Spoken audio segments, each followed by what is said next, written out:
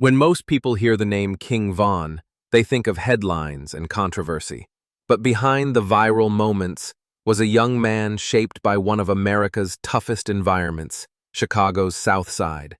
Von didn't choose the violence, he survived it, and through it all, he held on to something rare, his humanity. This isn't the story the media tells, it's the story of how Von changed the rap game, uplifted his community, and led with love. Welcome to Whispers of the Taken, where every mystery is a voice lost in the shadows. This video is based on public information and falls under fair use. Like, subscribe, and comment. Even the quietest voice can echo the loudest truth. King Von, a legacy of loyalty, love, and light in a dark world. In the heart of Chicago's South Side, where crime is not just an occasional headline but a way of life, children grow up with war zone mentalities. In neighborhoods like O Block, young boys and girls are raised amid gunshots, sirens, and the ever-looming specter of death. 10-year-olds carry weapons. Middle schoolers know how to take a life before they learn long division. High school halls are haunted by the faces of classmates lost to violence. This is the world Davon Daquan Bennett, known to the world as King Von, was born into. And while headlines paint him as rap's first serial unaliver or the silent assassin, those narrow narratives fail to account for the complexity of the man he became and the good he chose to do with the fame and fortune he earned. A product of environment, not choice. It is easy to judge King Von without understanding the world that forged him. The South Side of Chicago, more specifically Parkway Gardens, O Block, is not just a dangerous neighborhood by coincidence. It is the direct result of decades of systemic neglect, government-engineered poverty, redlining, over-policing, underfunded schools, and institutionalized racism. The government didn't merely walk away from these communities. It built the conditions that allowed crime, trauma, and generational hopelessness to take root and thrive. The people growing up in places like O Block aren't just poor, they're kept poor. The system is built in such a way that moving out, accessing quality education, finding sustainable employment, or even just staying safe becomes a nearly impossible task.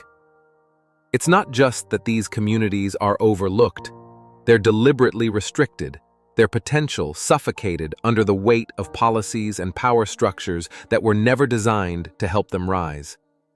I was once given a piece of advice that, as I've grown older, I now see as absolutely true. If you surround yourself with lawyers, there's a good chance you'll become a lawyer. If you spend your time with yacht owners, chances are you'll own a yacht. You are your environment, especially when it has a death grip on you. That saying hits hard when you apply it to places like Chicago's South Side. When your day-to-day surroundings are filled with poverty, loss, survival, and violence, it's no surprise that those patterns start to shape your identity and your future. In these conditions, survival isn't a mindset, it's a requirement. King Von did what many kids in his position are forced to do: adapt or die. But what makes his story worth telling isn't the violence the media fixates on, it's the compassion, the love, and the loyalty that somehow managed to survive inside of him. Despite all odds, despite being surrounded by chaos, Von carried with him an ability to give, to support others, and to lead. He wasn't just reacting to his surroundings, he was fighting to rise above them. And what's more, he wasn't trying to escape alone. He was pulling others up with him. That type of heart doesn't grow easily in the streets. It takes strength. It takes pain. It takes someone who refuses to let their soul die, even in a place designed to bury it. King Von was a product of his environment, yes, but he was also a challenge to it. He proved that even in a place meant to crush you, it's possible to find purpose, passion, and people to uplift. His story should not be reduced to statistics or headlines. It should be a wake-up call, a reminder that people become what they're surrounded by, and that we, as a society, have a responsibility to create better environments so more young people like Von can live long enough to show who they really are. The giving back. More than a rapper. After achieving fame through music, King Von didn't retreat into the luxury and distance that usually come with celebrity status. Instead, he did the opposite. He stayed close to his roots, close to the people, and close to the streets that shaped him. Von was never the type to give for attention. He gave because it was second nature to him. Whether it was money, time, attention, or a simple gesture of kindness, Von made people feel seen. He made them feel loved. One of the most touching examples of this came not during a massive giveaway or high-profile event, but in a quiet moment from his youth. A story shared by fellow Chicago rapper Tay Capone. Tay recalled how, as a kid, he was hanging out with Von one day and wasn't in the best spirits. He didn't have to say anything. Von could just feel it. Without asking for an explanation or making a big deal out of it, Von slipped away for a minute, then came back and handed Tay some herbal tea. No words, no lecture, just a warm gesture from one friend to another, trying to brighten someone's spirit. That was who Von was. He didn't just notice pain. He acted on it, even in the smallest, most personal ways. As he got older and more successful, his gestures only grew. On Christmas Day 2019, Von showed up at a Mask, Mothers Men Against Senseless Killings community event in O Block. He didn't bring a video crew or plaster it all over Instagram. He didn't come to flex. He came to give. And when he realized the group didn't have wrapped presents for the kids, he did what he always did. He pivoted to love. He pulled out cash and gave it to the kids directly, making sure they went home with something. To Von, these were his kids, his people, his block. He didn't just see it as charity, he saw it as duty. He also took part in back-to-school drives, making sure the youth in his neighborhood had backpacks, notebooks, pencils, basic tools of hope in a place where hope is hard to come by. He encouraged kids to stay in school, telling them not to follow the path he had to walk, but to build better ones for themselves. These weren't PR moves or carefully staged media opportunities. They were the choices of a man who remembered what it felt like to have nothing and who refused to let others feel that way if he could help it. Von understood that survival isn't just about staying alive, it's about staying human, and he made sure the people around him felt human. Whether it was buying shoes for someone on the block, sending money to someone locked up, or just noticing a friend wasn't feeling right and handing them a cup of tea, Von led with heart. In a world that taught him how to kill, Von chose to care.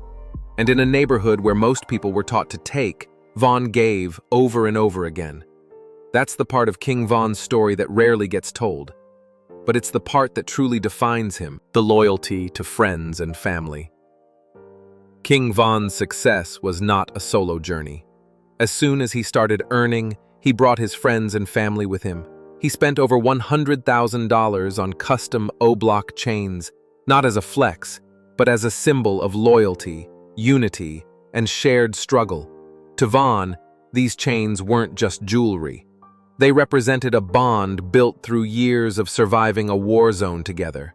He flew his friends out of Chicago, giving them the chance to breathe new air, to experience a life outside of survival mode. He helped some of them start businesses, get studio time, and envision a future that didn't end in a casket or a cell. Von frequently posted on social media about sending money to friends who were incarcerated, making sure their commissaries were full and their spirits lifted. He knew the isolation of jail too well, and he made it a priority to ensure that his people never felt forgotten.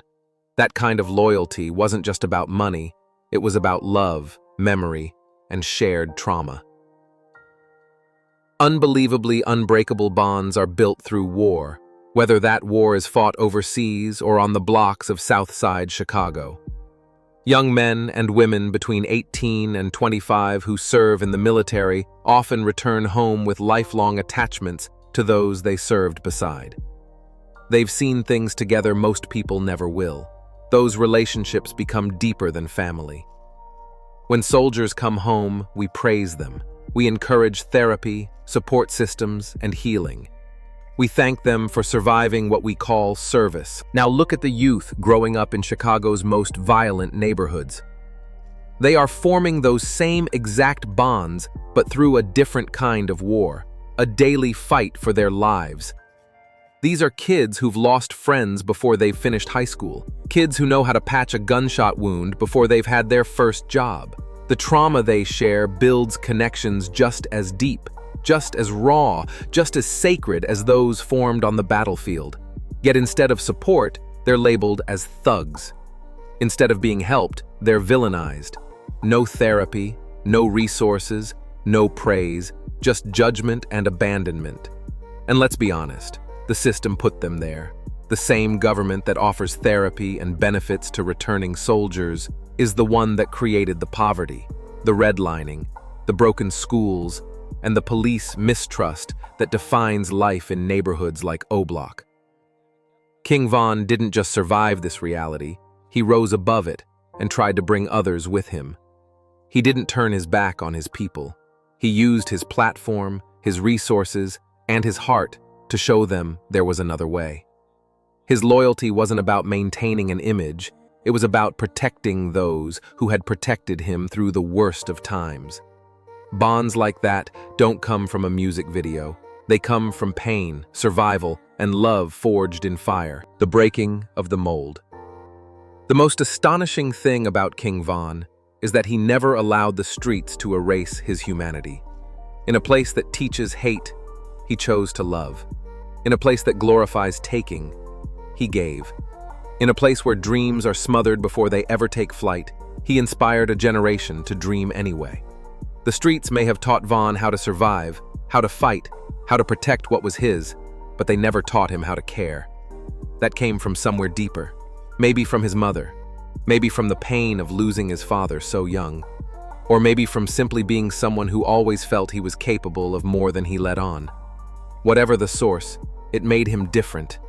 Von wasn't a monster. He was a mirror, reflecting both the trauma and the unseen potential of the world he came from. But Von didn't just break the mold as a person, he shattered it as an artist. In just 2 years, King Von left an impact on hip-hop that some artists don't manage in a decade. His storytelling was raw, cinematic, and fearless, but it was more than just the music that made people take notice. He changed the game the way Lil Wayne did during his legendary 2005 to 2009 run. Back then, Wayne raised the bar for lyrical consistency, output, and influence. Von did something just as powerful.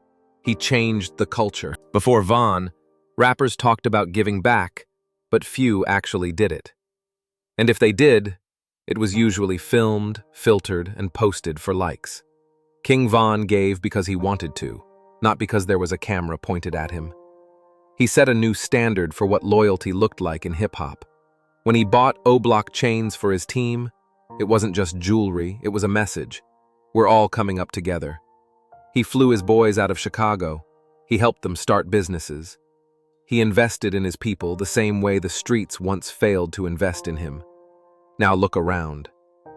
Every major rapper today buys chains for their team. They post themselves donating, doing giveaways, hosting events in their neighborhoods. That's Von's blueprint. What he started wasn't just a wave, it was a cultural shift. He made it cool to take care of your people.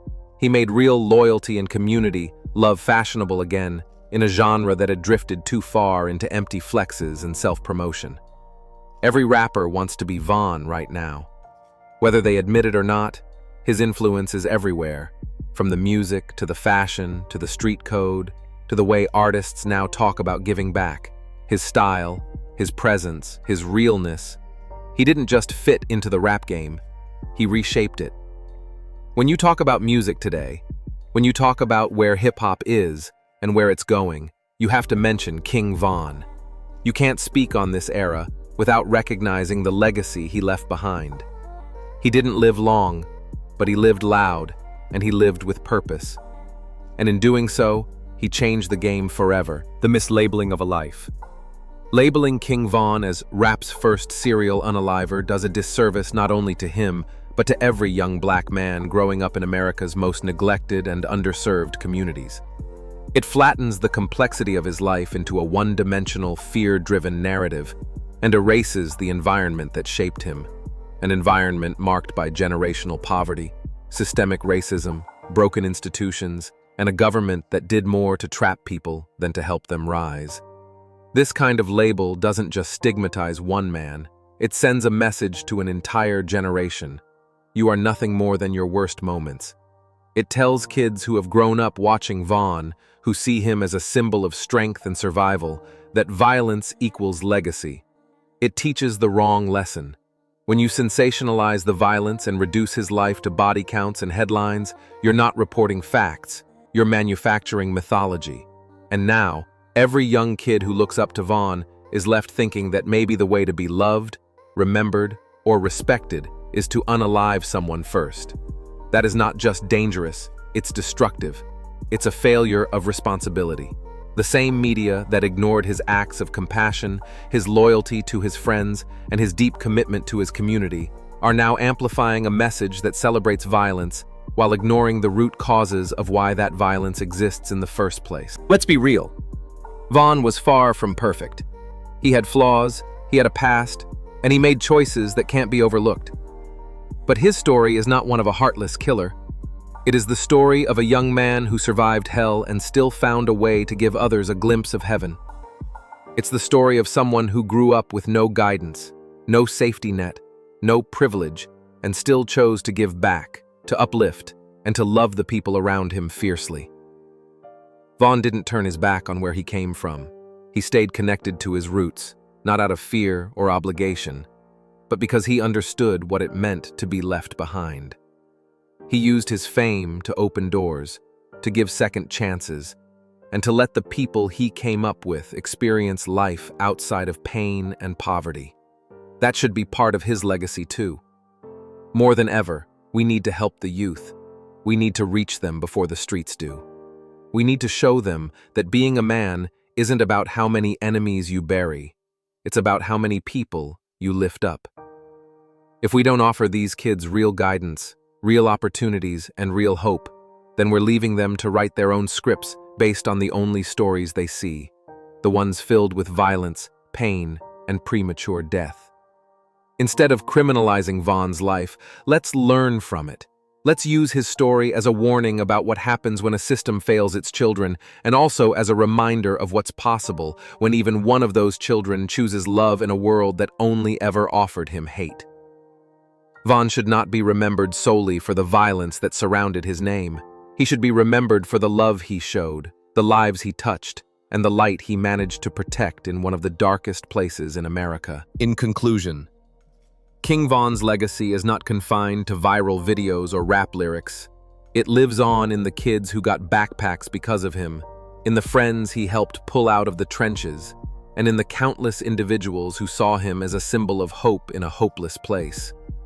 His life proves that even in the darkest corners of America, light can still emerge, and sometimes that light wears a diamond-encrusted O-block chain and raps about survival, pain, and loyalty.